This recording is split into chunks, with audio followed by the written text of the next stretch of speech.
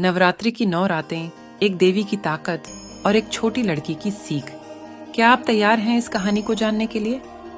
ये कहानी kiddos kingdom की है, जहां एक समय की बात है, एक शांतिपूर्ण गांव में, जो हरे भरे पहाड़ियों से घिरा हुआ था, एक छोटी सी लड़की मीरा रहती थी। वह बहुत ऊर्जा से भरी हुई थी और अपने चारों ओर हर चीज के बारे में सवाल पूछना पसंद करती थी।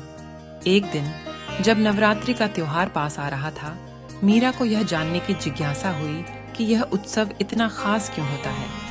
हर साल उसका गांव रोशनी, संगीत, नृत्य और स्वादिष्ट खाने से जगमगाता था, लेकिन मीरा जानना चाहती थी कि इसके पीछे असली मतलब क्या है। दादी, मीरा ने पूछा, हम नवरात्रि 9 रातों तक क्यों मनाते हैं? उसकी दादी, जो ज्ञान से भरी हुई थी, मुस्कुराई और बोली, अरे बेटा, मैं तुम्हें पहले नवरात्रि की कहानी बताती हूँ और कैसे यह सब शुरू हुआ। मीरा अपनी दादी के पास जाकर ध्यान से सुनने लगी। कई साल पहले दादी ने कहना शुरू किया, एक शक्तिशाली राक्षस महिषासुर था।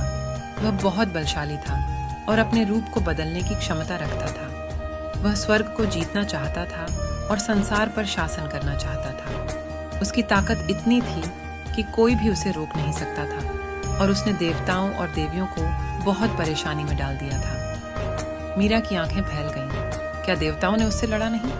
दादी ने सिर हिलाया और कहा, देवता भगवान ब्रह्मा, भगवान विष्णु और भगवान शिव के पास मदद के लिए गए। उन्होंने मिलकर एक शक्तिशाली देवी का निर्माण किया जिसे दुर्गा कहा जाता था। वह बहुत सुंदर थी, लेकिन साथ ही वह निडर और शक्तिशाली भी थी।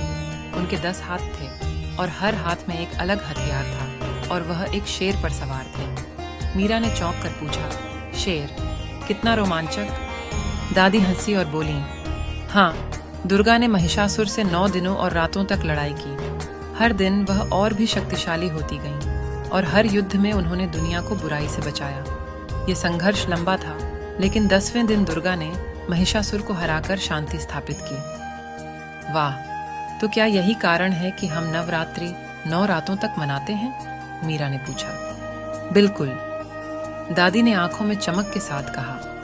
हर एक रात देवी दुर्गा के 9 रूपों का प्रतीक है। इन 9 रातों के दौरान हम उनकी वीरता, शक्ति और दया को याद करते हैं और 10वें दिन हम विजयदशमी मनाते हैं, वह दिन जब उन्होंने बुराई पर विजय प्राप्त की। मीरा ने कुछ समय के लिए सोचा और फिर पूछा, तो नवरात्रि सिर्फ नृत्य और मिठाइयाँ खाने के बारे में नहीं है? दादी ने हल्के से हंसते हुए कहा, नहीं, यह उससे कहीं अधिक है।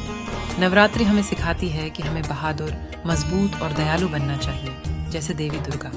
हम यह भी सीखते हैं कि अच्छाई हमेशा बुराई पर विजय प्राप्त करती है और जब हम नृत्य और जश्न मनाते हैं तो हम इन महत्वपूर्ण शिक्षाओं को याद करते हैं। उस रात जैसे ही गांव में डांडिया रास की शुरुआत हुई, रंगीन छड़ों के साथ पारंपरिक नृत्य, मीरा को बहुत खुशी हुई। उसने नर्तकियों के घेरे में शामिल होकर अपनी पूरी दिल से नृत्य करना शुरू किया, हंसते खेलते अपने दोस्तों और परिवार के साथ।